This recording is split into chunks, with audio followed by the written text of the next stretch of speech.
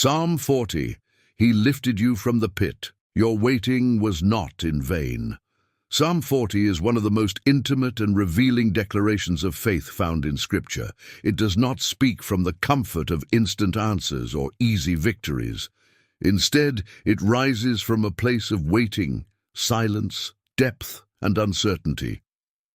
It is the testimony of someone who waited longer than expected, suffered deeper than others could see, and yet discovered that God was not absent during the delay. The psalm opens with a confession that contradicts human impatience. I waited patiently for the Lord. He inclined to me and heard my cry.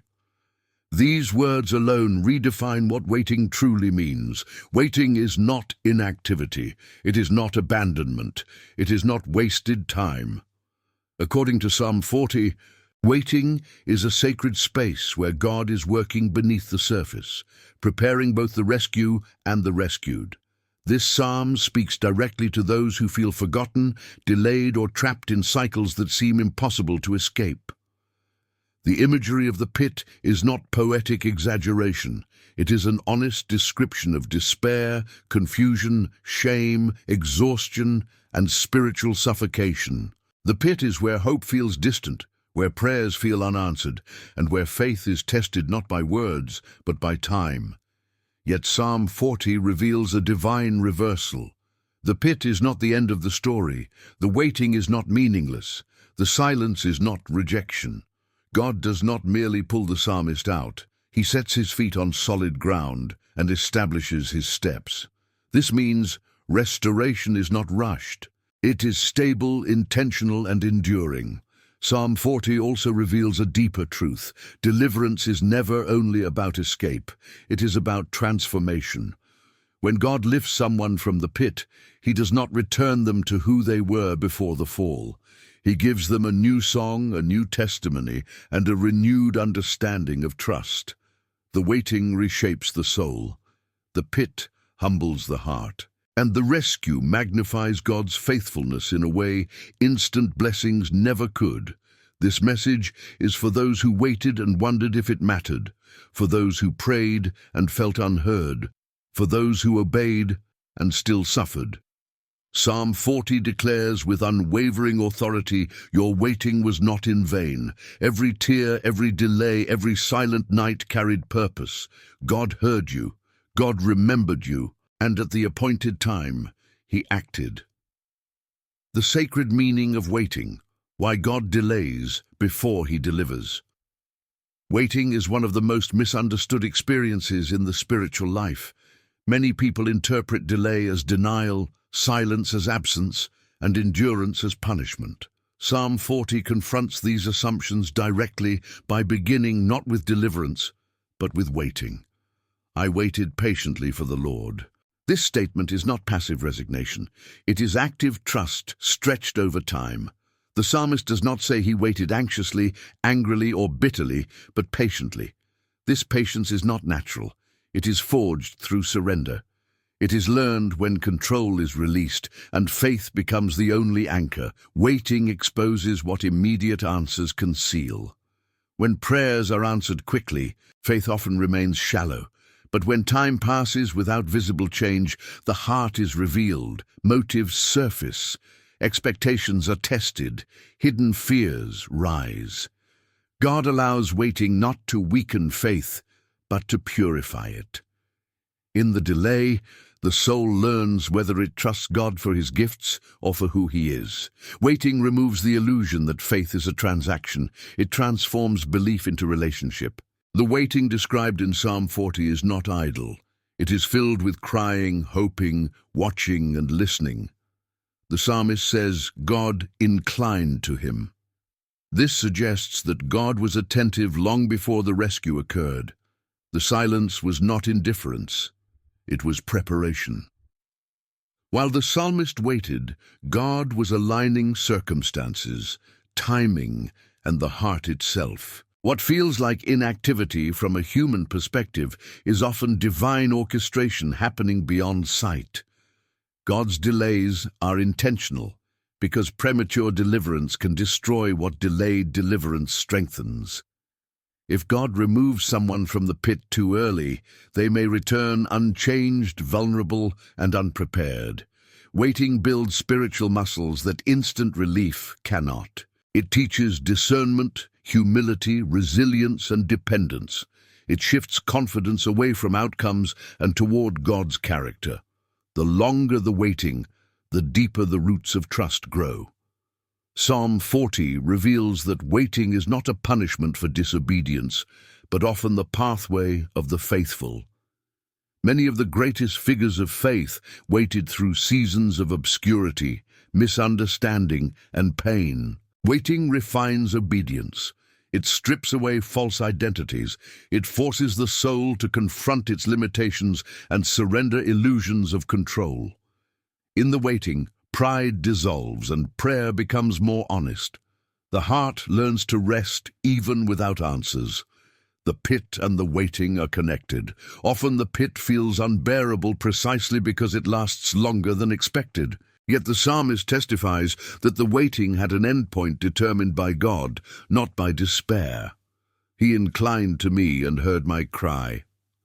This means that every prayer spoken in the waiting mattered. Every tear was counted. Nothing was wasted. The waiting was not empty time. It was sacred ground. God's timing is not designed to align with comfort, but with transformation. Deliverance that comes too quickly may solve the problem but leave the soul unchanged. Deliverance that comes at the right time reshapes identity, purpose, and testimony. The psalmist emerges not only rescued, but renewed. Waiting prepared him to stand firmly once lifted. If you are waiting now, Psalm 40 invites you to reinterpret your season. You are not stalled. You are being formed. God has not forgotten you. He is inclining toward you even now. The delay is not evidence of neglect, but of careful intention. When the rescue comes, it will not be fragile or temporary. It will be secure, purposeful, and lasting. Your waiting was not in vain. It was the foundation for what God is about to establish. If this message is speaking to your heart and strengthening your faith, subscribe to the channel and stay with us for the next part of this journey. The remaining topics will reveal how God lifts you from the pit, sets your feet on solid ground, and turns your waiting into a testimony that strengthens many.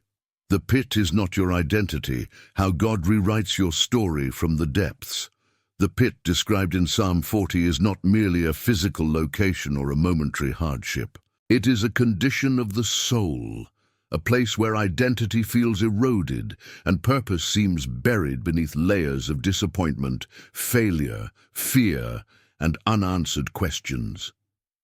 When the psalmist speaks of being lifted from the pit, he is revealing something far deeper than rescue from trouble. He is testifying to a complete redefinition of who he is and what his life means. The pit tries to rename you. God enters the pit to restore your true name. One of the most damaging effects of prolonged suffering is how it distorts self-perception. Over time, pain whispers lies that begin to sound like truth. The pit tells you that this is who you are now. Forgotten, broken, delayed, less than others, behind. It convinces you that your current condition is permanent and that your past failures define your future. Psalm 40 confronts this deception by declaring that the pit is not the author of your story. God is. And authors are not intimidated by messy chapters.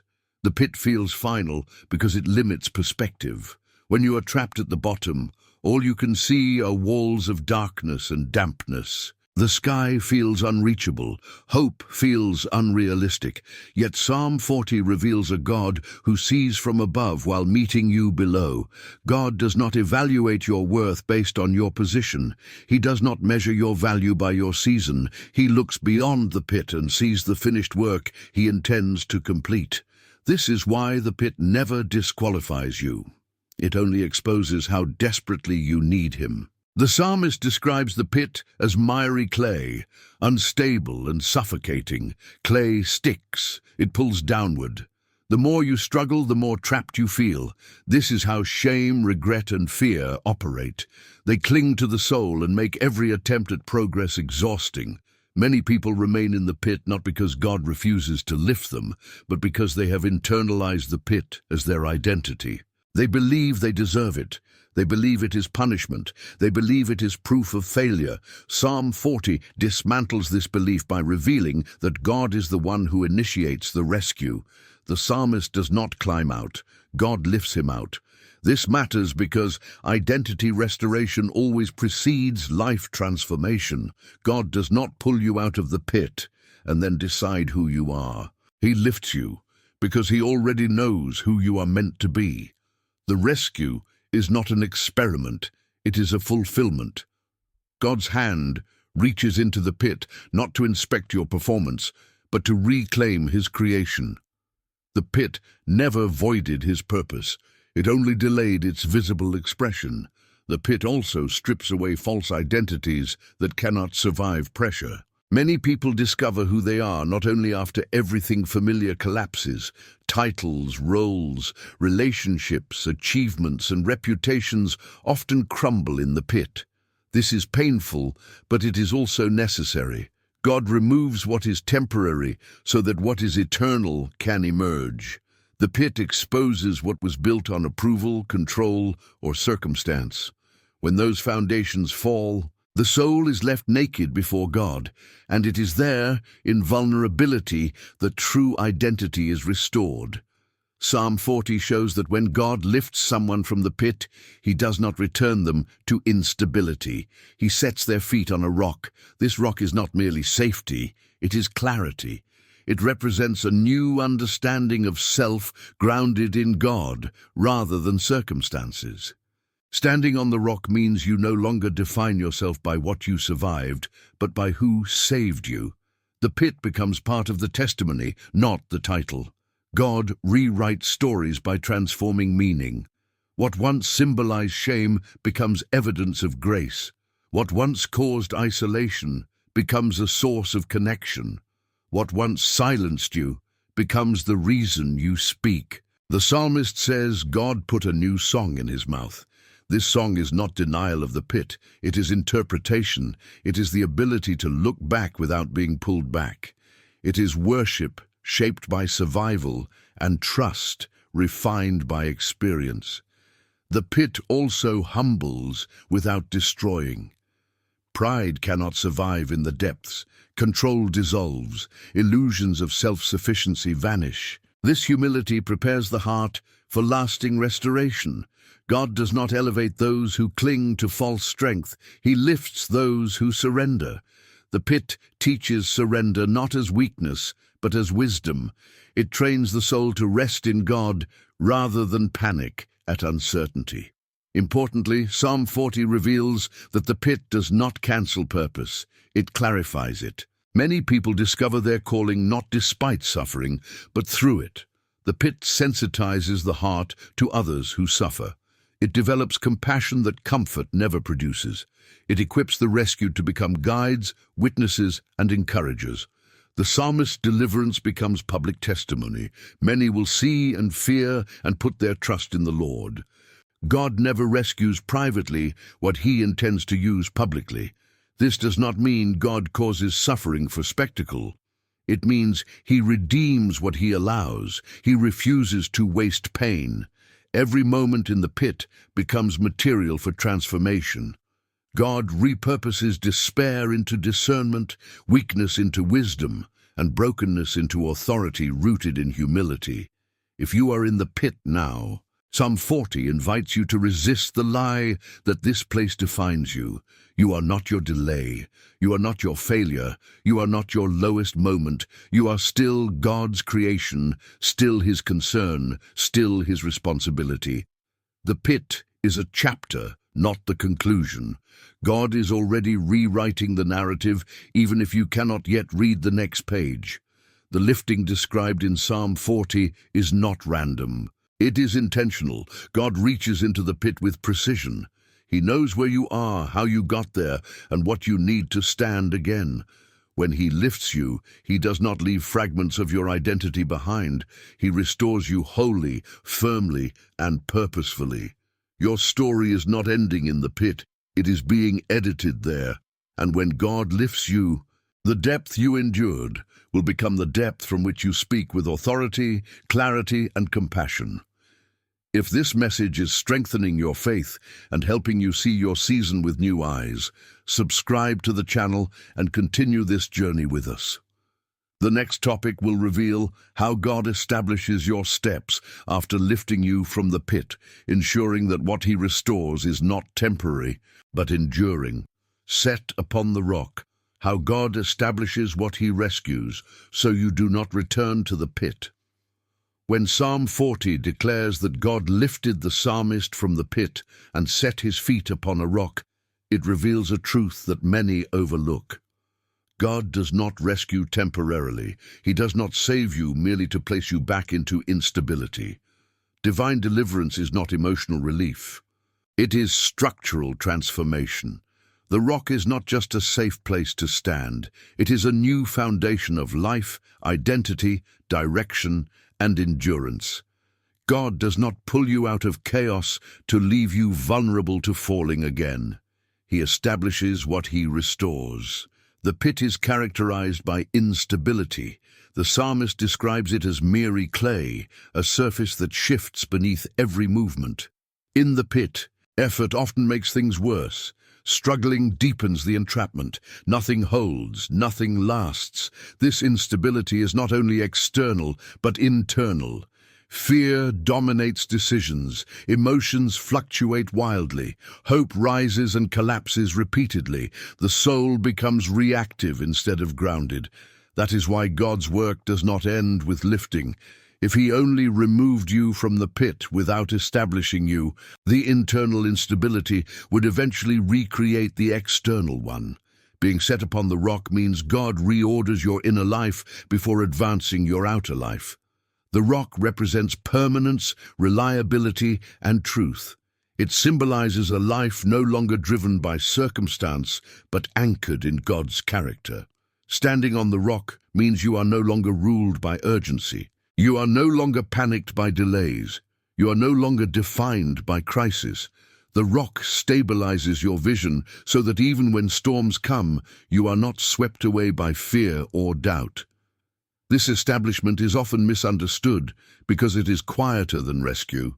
The dramatic moment is being lifted from the pit. The less visible work is being established on the rock. Yet this second phase is where true transformation occurs.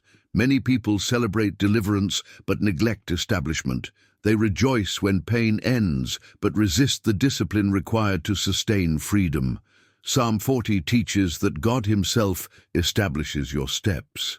This means lasting stability is not achieved through human effort alone, but through divine alignment. Establishment requires restructuring how you think, choose, and respond. God does not merely change your situation, he renews your mind. Old patterns that once made sense in survival mode must be unlearned. The pit trains you to react defensively, to expect loss, to anticipate disappointment. These habits cannot follow you onto the rock. God patiently retrains the soul to trust again, to wait again, and to believe again without panic. Standing on the rock also means learning to live without the constant pressure of self-rescue. In the pit, everything feels urgent. You scramble for control because instability threatens survival. On the rock, God teaches rest. This rest is not inactivity, it is confidence. It is the ability to move forward without anxiety, to plan without fear, and to obey without knowing every outcome. Rest is evidence of establishment. It signals that the soul trusts the foundation beneath it. God establishes your steps so that progress becomes consistent, not accidental. In the pit, movement is erratic. One day feels hopeful, the next feels unbearable. On the rock, growth becomes steady. It may not be fast, but it is secure. God prioritizes direction over speed. He would rather move you slowly on solid ground than quickly on unstable soil. Establishment ensures that what God builds in you will not collapse under pressure. This process also involves redefining success. Many people assume that being established means constant visible advancement. But biblical establishment often looks like internal alignment before external expansion. God strengthens your character, deepens your discernment, and clarifies your purpose before increasing your influence. Without this foundation, advancement would become another pit disguised as progress. The rock also represents truth. In unstable seasons, lies feel convincing because fear distorts perception. On the rock, truth becomes clearer. God replaces distorted narratives with divine perspective. You begin to see yourself accurately, neither inflated by pride nor crushed by shame. You learn to interpret circumstances through faith rather than emotion. This clarity protects you from returning to the pit through self-sabotage or misplaced trust. Establishment also includes boundaries. The pit often results from environments, relationships, or patterns that eroded stability over time. When God sets you on the rock, He teaches you to protect what He restored. This may require difficult decisions, separation from familiar influences, or changes in routine. These boundaries are not restrictions, they are reinforcements. They guard the foundation God laid so that it remains unshaken. The psalmist says God established His steps, not just His position. This means God governs movement as well as placement. Every step forward is guided. Every transition is supervised. God does not merely give you stability. He teaches you how to walk in it. He trains you to navigate future challenges without losing balance. Establishment equips you to face adversity without collapsing. This is why those who have been truly established by God respond differently to trials. They do not panic as before. They do not retreat into despair. They do not interpret hardship as abandonment. The rock beneath them absorbs the shock. Their confidence is not rooted in circumstances, but in relationship. They know where they stand. The establishment phase can feel slow and even frustrating because it lacks the emotional intensity of rescue. Yet it is during this time that God protects you from repeating cycles. Many people are rescued repeatedly because they resist being established. They return to familiar instability because it feels known. God's patience in establishing you is an expression of love. He is breaking cycles, not just solving moments. Psalm 40 reveals that God's goal is not simply to remove suffering, but to produce stability that glorifies Him. A life firmly established testifies more powerfully than a dramatic escape followed by repeated collapse. God desires your endurance, not just your relief. He wants your freedom to last. If you feel like God has lifted you but progress feels slow, consider that He may be establishing you. Do not rush this process. Do not confuse quiet growth with stagnation. The rock is forming beneath your feet, even when you do not feel movement. Trust the foundation God is building. Your rescue was intentional. Your establishment is essential. God is not finished with you. He is ensuring that what He delivers you into will not become another pit. If this message is helping you understand your season and strengthening your faith, subscribe to the channel and continue with us. In the next topic, we will explore how God places a new song in your mouth and turns your survival into a testimony that strengthens others. A new song in your mouth. How God turns survival into testimony that strengthens others. Psalm 40 reveals a moment that marks the turning point between private deliverance and public purpose. He put a new song in my mouth, a song of praise to our God. This new song is not merely music, it is meaning. It is interpretation. It is the transformation of pain into testimony, silence into proclamation, and survival into spiritual authority. God does not lift someone from the pit simply so they can return to normal life. He lifts them so their life becomes a witness. The new song is evidence that the rescue was not only for the individual, but for everyone who will hear the story. A song, in biblical language, represents expression shaped by experience. This is not a borrowed melody or rehearsed speech. It is something forged through lived reality. The new song emerges only after the pit, never before it. Comfort produces opinions. Suffering produces testimony. When God places a new song in your mouth, He's not asking you to forget what you endured. He is giving you language to speak about it without being imprisoned by it. Before the pit, many people speak about God in abstract terms. They repeat truths they have heard, verses they have memorized, and beliefs they inherited. After the pit, the voice changes. The words carry weight. Faith is no longer theoretical. It is embodied.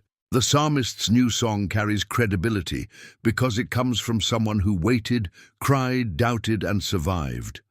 God does not silence that history. He sanctifies it.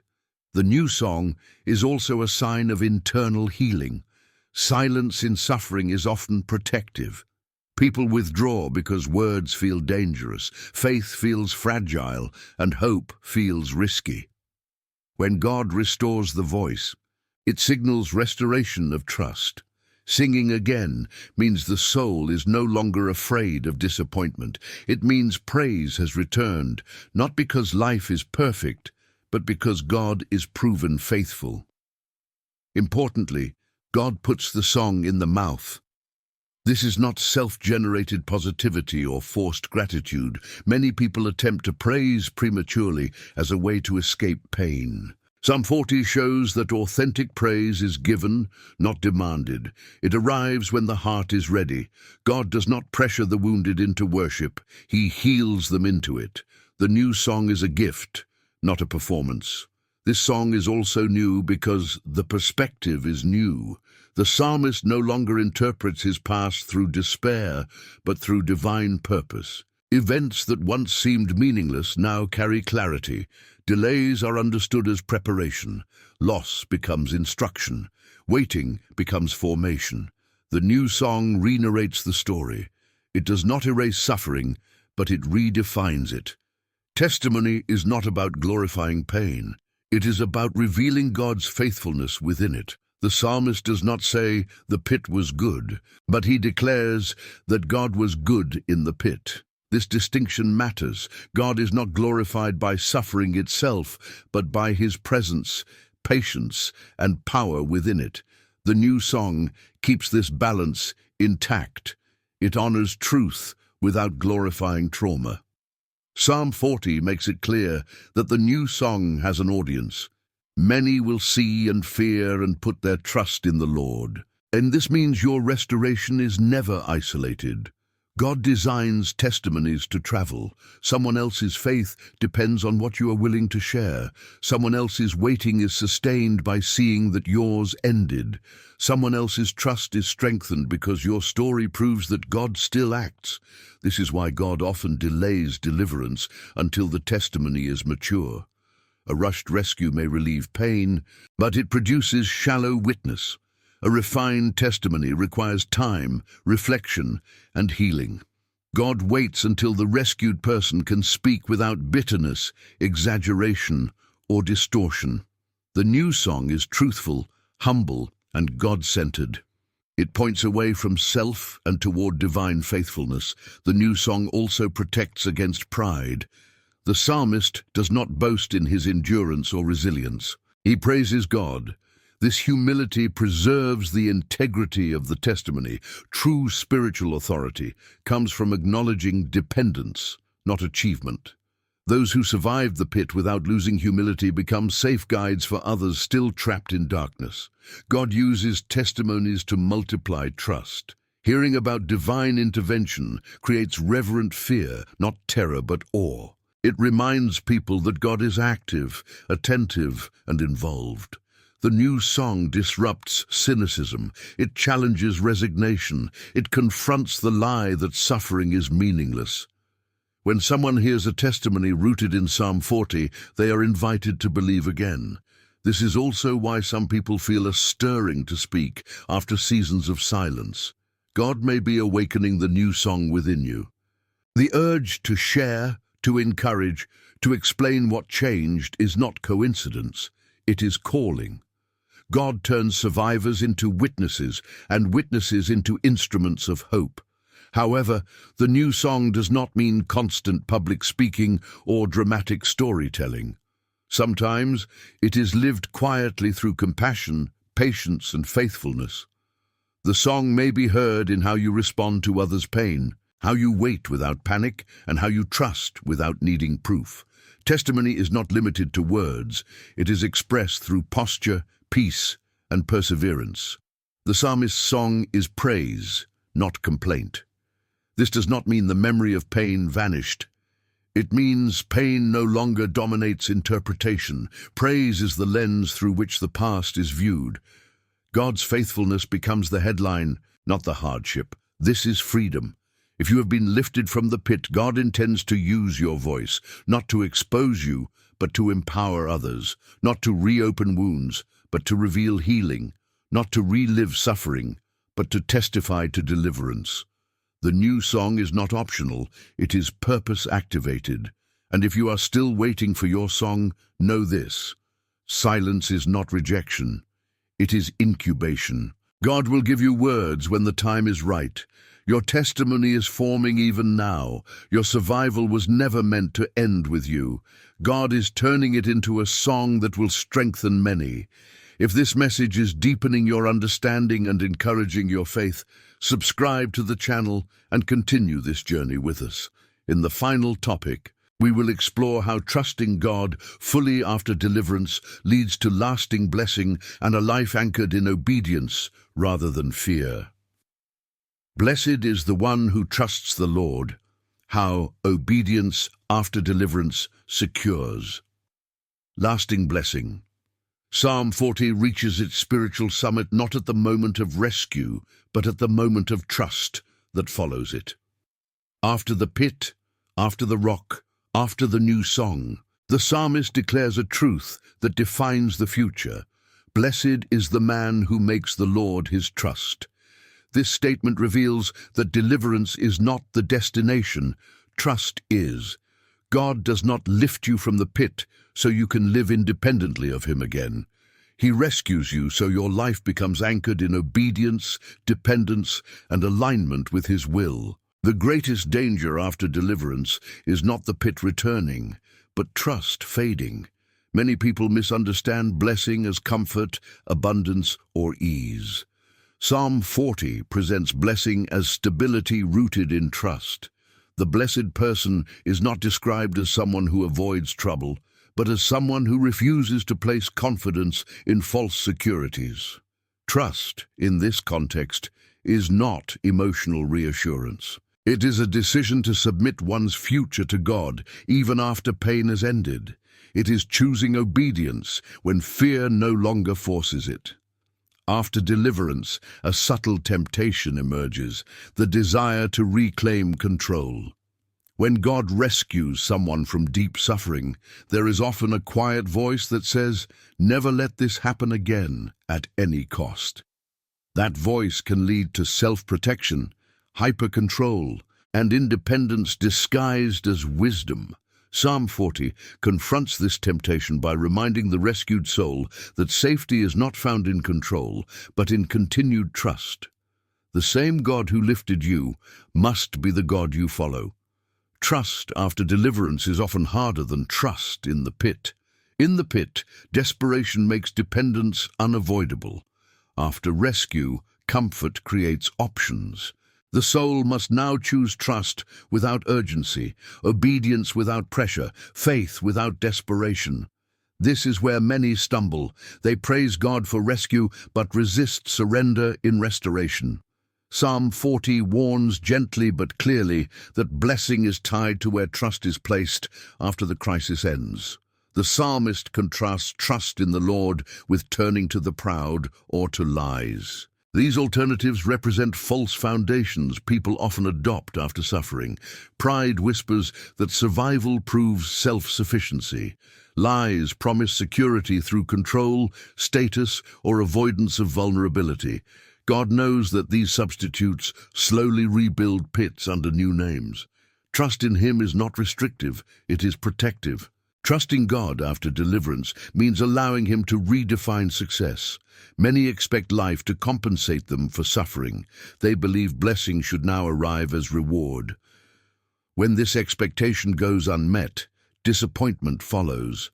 Psalm 40 reframes blessing as alignment rather than compensation. Obedience becomes the evidence of trust, not the price of blessing.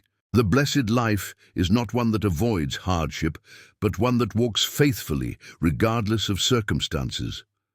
Obedience after deliverance also requires listening. The psalmist says he does not delight in sacrifice or ritual alone, but in doing God's will. This reveals a shift from performance to relationship. After suffering, it is tempting to reduce faith to formulas that promise safety. God invites deeper intimacy instead. He desires hearts that listen, respond, and align rather than negotiate. Trust transforms how decisions are made. The rescued soul no longer asks only what is safest, but what is faithful. It no longer chooses based on fear of repeating the past, but on confidence in God's guidance. This kind of trust brings peace, not because the path is easy, but because it is directed.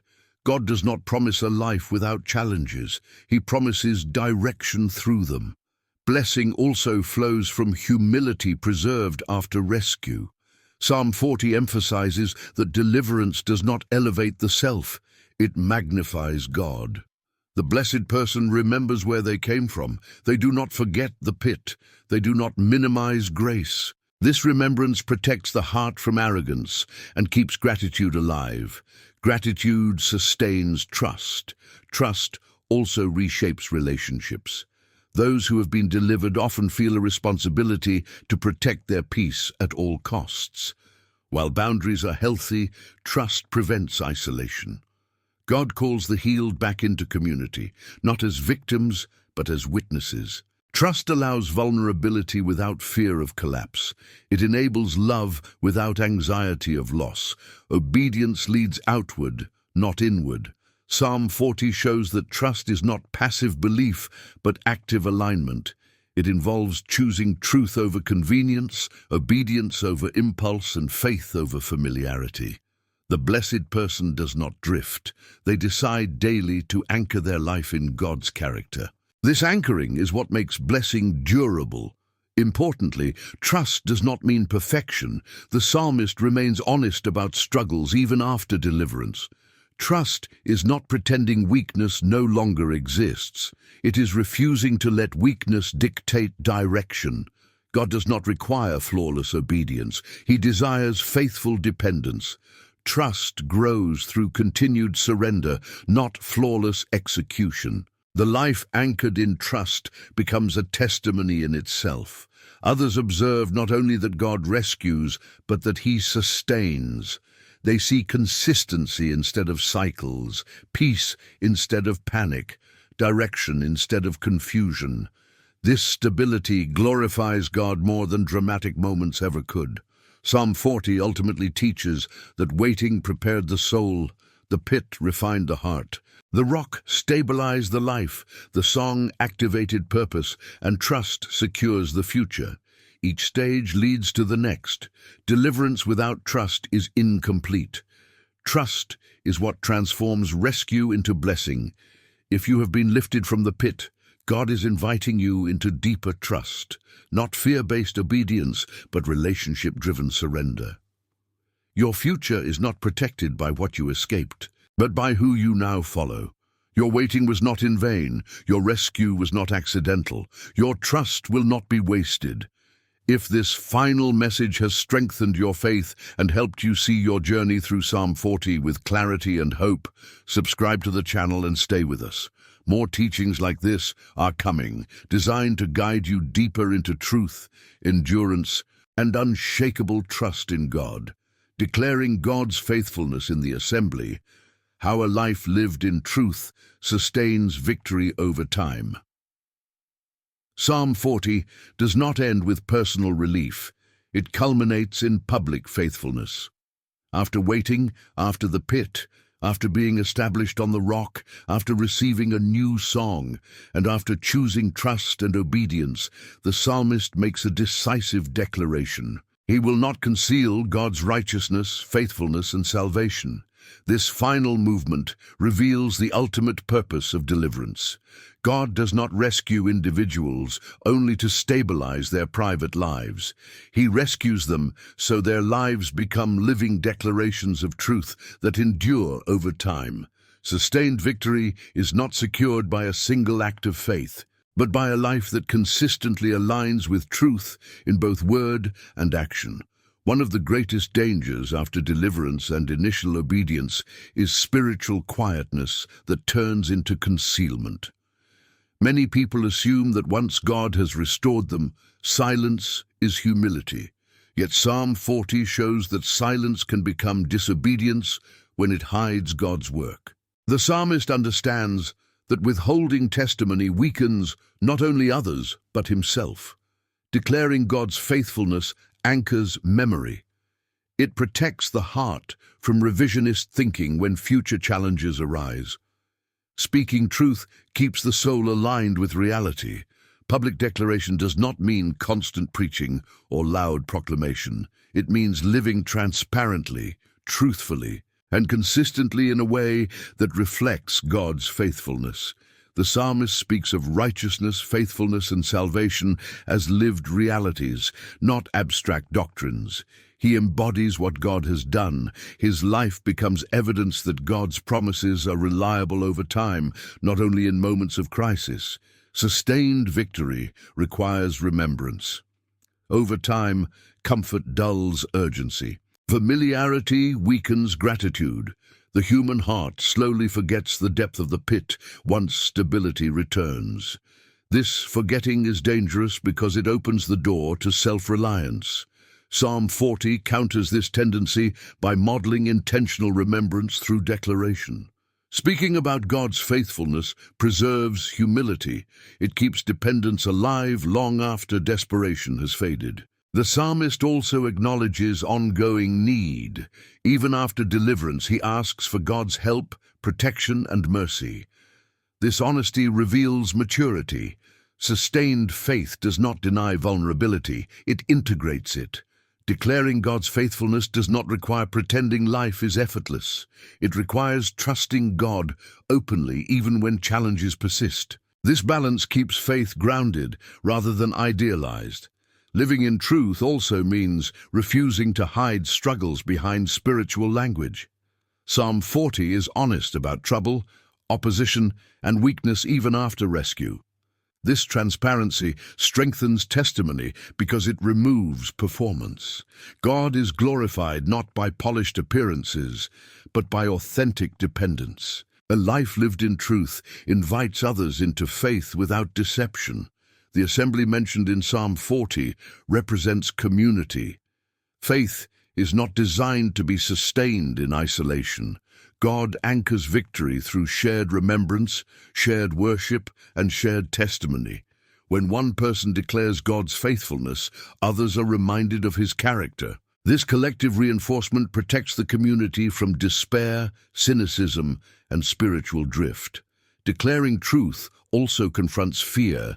Many people hesitate to speak openly about God's work because they fear judgment, misunderstanding, or rejection.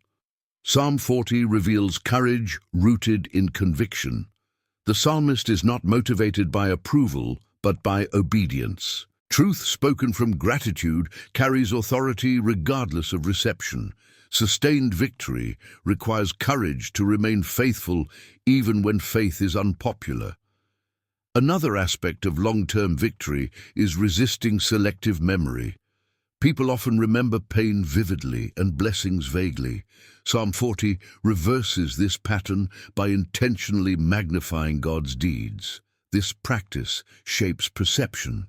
Over time, what is remembered becomes what is trusted. By rehearsing God's faithfulness, the soul learns to expect consistency rather than chaos. The psalmist's declaration also serves as a boundary against returning to false refuges. When truth is spoken publicly, it becomes harder to privately compromise. Confession strengthens integrity. Living truthfully creates accountability between belief and behavior. Sustained obedience is reinforced by consistency between what is spoken and what is lived. Psalm 40 teaches that long-term blessing is maintained through alignment, not momentum. Emotional highs fade, circumstances change. What remains is truth lived daily. God's faithfulness becomes the reference point for every decision, response, and expectation. This steady alignment is what preserves victory across seasons. Importantly, the psalmist does not claim credit for faithfulness. He continually attributes righteousness and salvation to God. This humility prevents spiritual pride, which is often more destructive than overt failure. Pride isolates. Humility sustains connection. Sustained victory flows from remembering who saved whom. Living truthfully also involves patience with others. Those who have endured the pit understand that growth takes time. Their testimony is marked by compassion rather than judgment. They do not demand instant faith from others because they remember their own waiting. This patience reflects God's character and extends the impact of deliverance beyond personal experience. Psalm 40 ultimately reveals that faith is not proven by how dramatically one is rescued, but by how consistently one remains aligned afterward. Sustained victory is quiet, steady, and faithful. It is marked by integrity rather than intensity. God is glorified not only when he lifts someone from the pit, but when that person walks steadily on the rock year after year. If you desire lasting peace, enduring faith, and a life that remains grounded regardless of circumstances, Psalm 40 invites you to live openly in truth. Declare what God has done. Remember where he found you. Trust him beyond the crisis. Obey him beyond relief. Let your life become a continuous testimony rather than a single moment of rescue. Your journey did not end when you were lifted. It began there. If this teaching has guided you, strengthened you, and helped you see your faith journey with clarity, subscribe to the channel and stay connected.